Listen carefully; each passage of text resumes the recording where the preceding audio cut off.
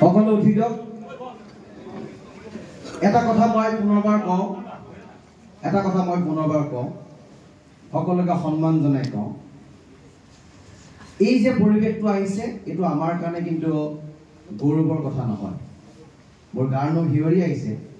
গোটেইকেইজন ব্যক্তিক খুব ওচৰৰ পৰা দেখিছোঁ, সদায় একেলগে আছোঁ। দাদা ভালনে বুলি মাত এষাৰ দিছোঁ, বিনোদা ক'ত আছে বুলি কওঁ, দিল্লীত থাকিলোঁ, ফোন এটা কৰোঁ, ববিতাৰ ঘৰলৈ যাওঁ, সকলো আছে, সকলো চিনাকি। আমাৰ অপ্সৰাৰ বিজুদাৰ দেউতাক আছে, তেখেতো অসমীয়া মাধ্যমত পঢ়ি অসমীয়া শিক্ষকতা কৰা এজন ব্যক্তি। পৰিৱেশটো আমাৰ কাৰণে ভাল নহয়। পৰিৱেশটো এই পৰিৱেশ অসমৰ কোনো প্ৰান্তত কোনোদিনে যাতে নাহে তাৰ কাৰণে আমি সকলোৱে অংগীকাৰবদ্ধ হ'ব লাগিব। যি দুখী, সি অসমীয়াই হওক, মাৰোৱাৰীয়ে হওক, বিহাৰীয়ে হওক, বেংগলীয়ে হওক, যিয়ে নহওক কিয়, দুখী দুখী বুলি কোৱাৰ সাহস আমাৰ থাকিব লাগিব। আমি আঘাত পাইছোঁ, আমি কষ্ট পাইছোঁ।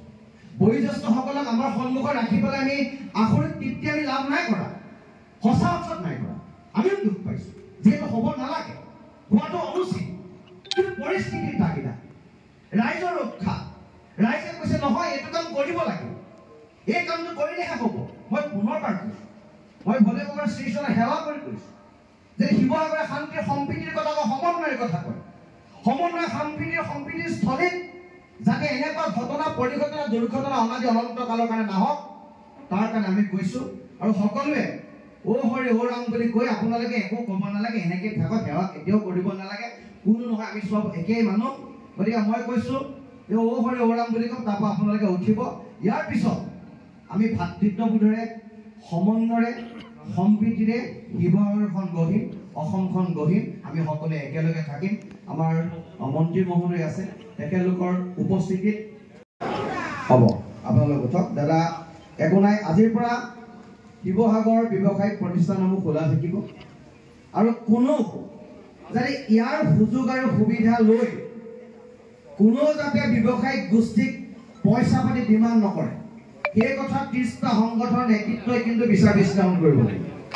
কোনোবা দুষ্কৃতিকাৰী, মই আৰক্ষী অধীক্ষক মহোদয় আছে, আয়ুক্ত মহোদয় আছে, মই তেখেতলোকক বিনম্ৰতাৰে অনুৰোধ জনাম, এই পৰিৱেশৰ যদি সুযোগ সুবিধা লৈ কোনোবা দুষ্কৃতিকাৰীয়ে দোকানত যদি দম দিবলৈ যায়, কালেকশ্যনৰ নামত যদি কোনোবা ব্যৱসায়ী আত্মহত্যা কৰে, কাৰোবাক যদি শাৰীৰিকভাৱে এচাল কৰে, যদি পৰিৱেশৰ সৃষ্টি হয়, আমি সকলোৱে কৈছোঁ তেখেতক আইনগতভাৱে শাস্তি দিয়ক আৰু তেখেতক এই কাৰ্যক বিৰত থাকিবৰ কাৰণে অনুৰোধ জনাইছোঁ। আৰু আমি শিৱসাগৰৰ প্ৰতিজন নাগৰিকে এই ধৰণৰ পৰিৱেশ আমি কামনা নকৰোঁ। আৰু আমি ভগৱানৰ শ্ৰীচৰণে সেৱা কৰিছোঁ যাতে এনেকুৱা পৰিৱেশ নহওক।